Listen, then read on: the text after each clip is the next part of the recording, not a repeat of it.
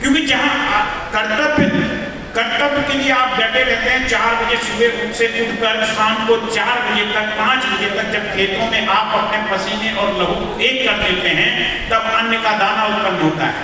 लेकिन जो आपकी रहनुमाई करते हैं वो आपको हर कदम पर, हर क्षण पर बेचते हैं।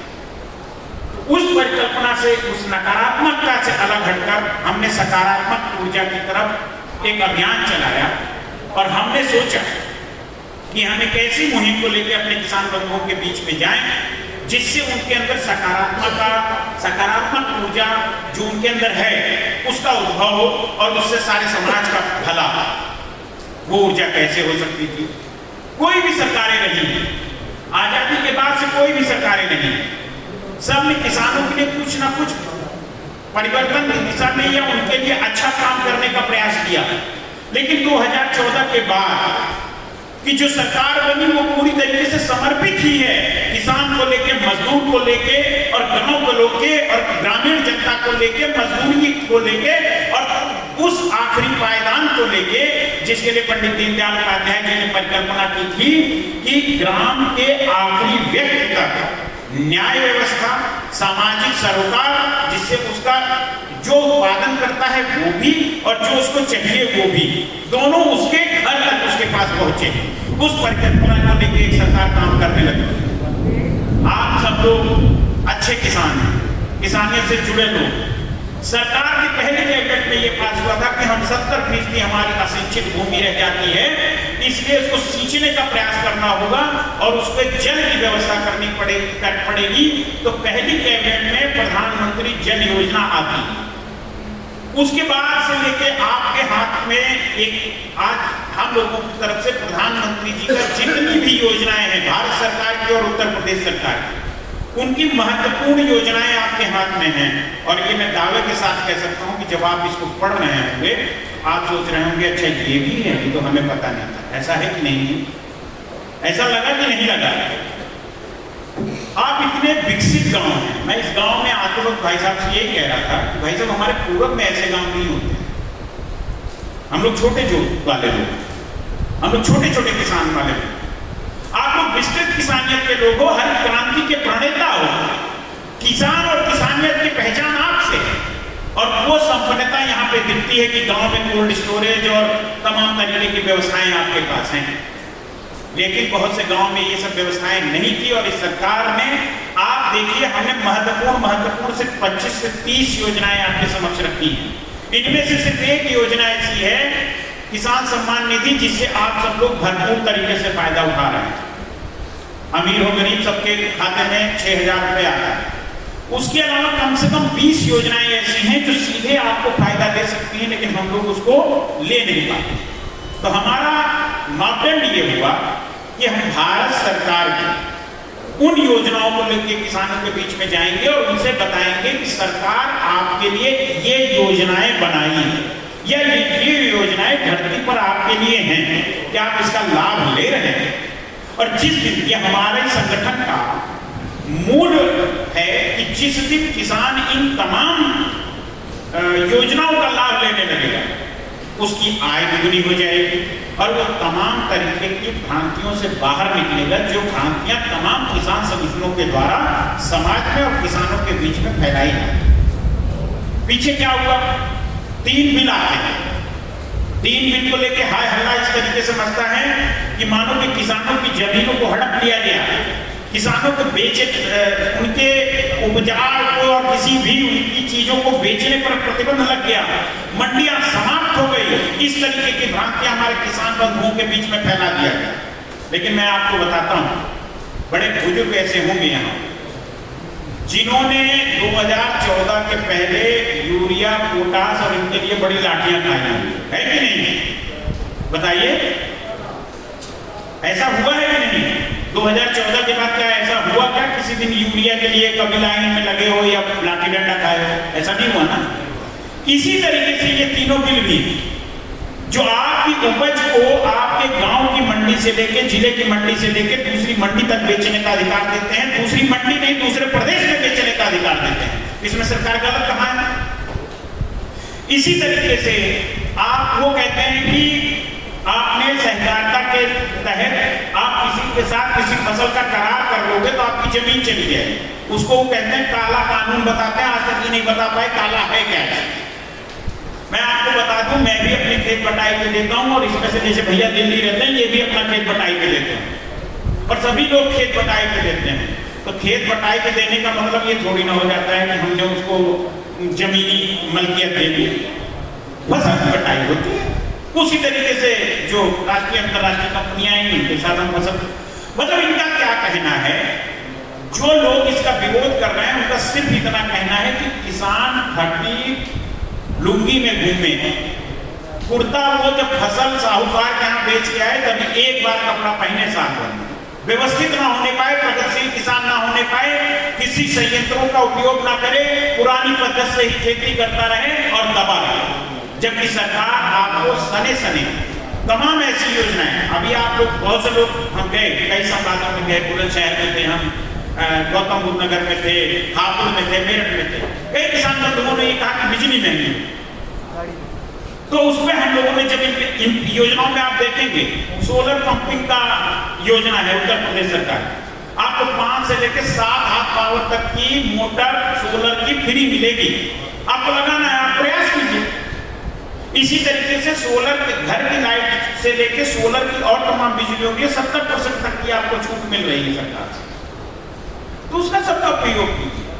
तो हमारा सिर्फ उद्देश्य यही है, आज जो हमने आपको ये दस्तावेज दिए हैं, इनका अध्ययन करने के बाद आप परिकल्पना कीजिए कि इनमें कितनी चीजों का प्रयोग आप कर पा रहे हैं, कितनी चीजों का लाभ आप ले पा रहे हैं। किसी भी व्यक्ति को, किसी भी समाज को, किसी भी जननायक को, किसी भी लीडर को, किसी भी पार्टी को कोसने से पहले हमें अपने अंतर्मन को झांकना चाहिए कि क्या जो भारत सरकार ने हमारे लिए योजनाएं लागू करी हैं उनका हम सदुपयोग कर पा रहे हैं कि नहीं कर पा रहे हैं। अगर नहीं कर पा रहे हैं तो कहीं ना कहीं इसमें हमारी गलती, और अगर हाँ ये हो सकता है कि कोई योजना पे आप नहीं जाओ और वहां हो सकता है समस्या हो, प्रशासन के स्तर पर भी हो सकती है, हमारे स्तर पर भी हो सकती है, सरकार के स्तर पर भी हो सकती है, लेकिन जब तक हम उसको प्रयास ही नहीं करेंगे, हम उसको लेने का दावा ही नहीं करेंगे, तब तक हम अच्छे गुण और दोष की व्यवस्था नहीं कर सकते, गुण दोष पर हम चर्चा नहीं कर सकते। हम जब उसको लेने का प्रयास करते हैं और उसमें कोई कमी पेशी आती है तो हम संवाद के जरिए उसको दूर कर सकते हैं। हमारा काम ही यही है। 24 घंटे हमारी हेल्पलाइन है, आप 2-2 नंबर उसमें दिख रहे हैं, आप 24 घंटे में कभी भी फोन करेंगे ये नंबर आपको उठ जाएंगे कि हमको ये असुविधा हो रही है ये चीज लेने में, लेकिन उसके पहले प्रयास कीजिए। अब बहुत से किसान बंधु इसमें ऐसे हैं, वो कहते हैं हमको जरूरत क्या है, अधिक ऐसी भी बातें आती, हमें जरूरत क्या है लेने की। आपको जरूरत नहीं, लेकिन अगर उस जरूरत को आप बनाते हैं, अब जैसे किसी संयंत्रों पर 70 से लेकर 80% तक छूट है, ट्रैक्टर छूट पे मिल रहा है, तो जरूरी नहीं है 6 लाख का ट्रैक्टर आप लोन पे ले लीजिए, वो व्यवस्था भी देख लीजिए, 20-30%, 40% आपको कम मिल जाएगा। उसी तरीके से अत्याधुनिक कृषि संयंत्र, मान लीजिए आप कल्टीवेटर नया वाला लेने जाते हैं, 50,000 से लेकर 2 लाख तक का आता है, अगर उसमें आपको 30,000, 40,000 की छूट मिल जा रही है उस योजना को लेने से, तो आपका लाभ होगा ना। तो वो जो पैसा संचित होगा, सरकार का मूल उद्देश्य क्या है? सरकार का मूल उद्देश्य है आपकी आय दुगनी हो। अब उसमें भी बहुत से किसान संगठन ये पूछते हैं कि किसान की आय बता दो क्या है। किसान की वही आय है जो किसान आज कमा रहा है किसी एक फसल से। फिर बात आती है एमएसपी, क्यों एमएसपी पे कानून बना दो। अब मेरी बात समझो, मान लीजिए गेहूं की बिक्री का एक कानून बना दिया जाए तो 1970 के ऊपर गेहूं नहीं बिकेगा, अगली बार डिमांड कम हो गई तो कौन खरीदेगा आपका गेहूं? एमएसपी तो जो हर साल की डिमांड के हिसाब से आएगा ना। बाजार का 2 ही सिद्धांत होता है कि जहां पे डिमांड होगी वहां पे सप्लाई होगी, और जहां पे डिमांड नहीं होगी वहां पे सप्लाई नहीं होगी। इसलिए मेरे बंधुओं, भ्रम की स्थिति में मत रहना और इन सबसे बाहर निकलना। अब पता नहीं इस क्षेत्र का मुझे नहीं पता, लेकिन बुलंदशहर और इन क्षेत्रों पे जब हम गए संवाद के जरिए लोगों के बीच में अपनी योजनाओं को लेके जाए गए वहां पे, तो लोगों ने कहा भैया देखो और तो कुछ हुआ हो ना हुआ हो, लेकिन हम सुख चैन से सामाजिक सुरक्षा में बहुत हैं। तो क्या ऐसी स्थितियां यहाँ भी हैं? सामाजिक सुरक्षा क्या? आपका ट्रैक्टर खेत में खड़ा है तो उसका भार नहीं खोले, आपकी मोटर खोलिए, कोई मोटर खोल के नहीं ले जाएगा। ऐसी तो व्यवस्था हुई ना, कानून प्रशासन तो मजबूत हुआ ना। तो ये भी सामाजिक परिवर्तन का एक बहुत बड़ा दायरा है। आप लोग उम्र में मेरे से ज्यादा हैं, अनुभव में मेरे से ज्यादा हैं।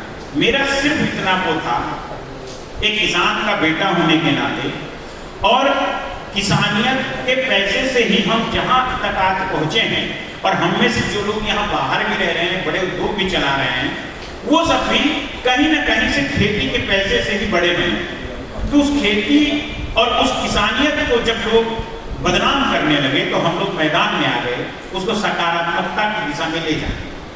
आप सबसे मेरा निवेदन है कि ये जो आज हमने प्रत्यक्ष आप लोगों को दिए हैं, इनका अध्ययन कीजिए और इन योजनाओं का अधिक से अधिक लाभ उठाइए। सरकार का तन मन धन से सरकार समर्पित है किसान के लिए, मजदूर के लिए, गांव के लिए, ग्रामीण परिवेश के लिए। और आप लोगों को इस पे सहजता के साथ आगे बढ़ना है। सिर्फ चर्चा पर चर्चा नहीं, उसको लेने के लिए आपको आगे बढ़ना होगा। और हमारी योजनाओं का जो पत्रक आपको गया है उसमें संबंधित अधिकारियों का भी विषय है कि ये इस अधिकारी के पास मिलेगा। और मैं नौजवान साथियों से और चाहूंगा कि इनको देख के गूगल पे, आप फेसबुक पे, व्हाट्सएप पे और तमाम जगहों पे जुड़े हो। एक दो सरकारी ऐप भी है, जैसे कृषि पाई करके ऐप है, उसको डाउनलोड कर लो। गांव में हर आदमी को नहीं पता होगा, कृषि पाई ऐप डाउनलोड कर लो। उसमें तमाम चीजें आपको मिलती रहेंगी कि क्या योजना है, जिले में क्या योजना है, कौन से अधिकारी के पास क्या है। भारत सरकार की वेबसाइट है कृषि की, उत्तर प्रदेश सरकार की वेबसाइट है कृषि की। उसमें क्या होगा कि आप लोग एक दूसरे की मदद भी कर पाएंगे। और मेरा तो सबसे बड़ा सुझाव ये है कि जैसे किसान कल्याण परिषद अपने योजनाओं को लेके, भारत सरकार की योजनाओं को लोगों के बीच में जा रहा है, ऐसे कोई कार्यालय आप यहाँ पे खोल लो। कार्यालय खोलने के बाद हम लोगों से भी इनपुट आपको मिलता रहेगा कि ये है ये।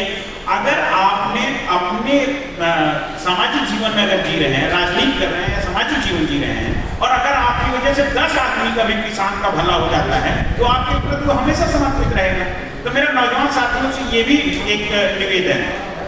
तो इसलिए मैं आज अपनी पार्टी, क्योंकि ये राजनीतिक मंच नहीं है, ना मैं वोट मांगने आया और ना मुझको इस इलाके में या कहीं कोई चुनाव ना लड़ना। मेरा सिर्फ उद्देश्य ये है कि मैं किसान हूं, मैं किसान का बेटा हूं, किसान बदनाम ना हो। हम भारत ही नहीं, अपितु आधे विश्व को हम भोजन करा रहे हैं, हम अन्न उपजा रहे हैं, हम समर्पित भाव से देश के लिए लड़ रहे हैं। हमारा बच्चा देश के बॉर्डर की सुरक्षा कर रहा है और चंद किसान संगठनों की वजह से हम अपमानित हो। नए बच्चे जो गूगल और फेसबुक और व्हाट्सएप से किसान को जानते हैं, वो कहते हैं किसान आर एंटी सोशल एलिमेंट। नए बच्चे, मेरा बेटा 5 साल का, एक दिन कहता है पापा आप लोग किसानों की बात करते हैं, किसान तो एंटी सोशल है, पूरा रास्ता जाम करके रखेंगे। तो ये जो बच्चा जो 8 साल का, 7 साल का है, जब ये 18 साल का होगा तो आपके लिए बहुत गलत सोचेगा। उस नकारात्मकता को बचाने का काम हमारा किसान कल्याण परिषद कर रहा है। उसी उद्देश्य को लेकर हम आपके बीच में आए हैं और हम आपसे उम्मीद करते हैं कि आज के इस संवाद बैठक के बाद इस प्रांगण में जो भी 100-150 लोग बैठे हैं, उनमें से कम 20 लोग, 25 लोग इस मुहिम में लगिए कि जो भारत सरकार की और उत्तर प्रदेश सरकार की योजनाएं हैं उनको पहले खुद लीजिए और फिर अपने अड़ोसी पड़ोसी को दिलाने का प्रयास, तब जाके सकारात्मकता का बोध होगा और तब लगेगा कि हाँ सच में ये सरकार जो है किसान की है, मजदूर की है, गांव की है, ग्रामीण जनता की है। इन्हीं शब्दों के साथ मैं अपनी वाणी को विराम देता हूँ। आप सबका अभिनंदन करता हूँ। धन्यवाद। जय भारत, जय भारत।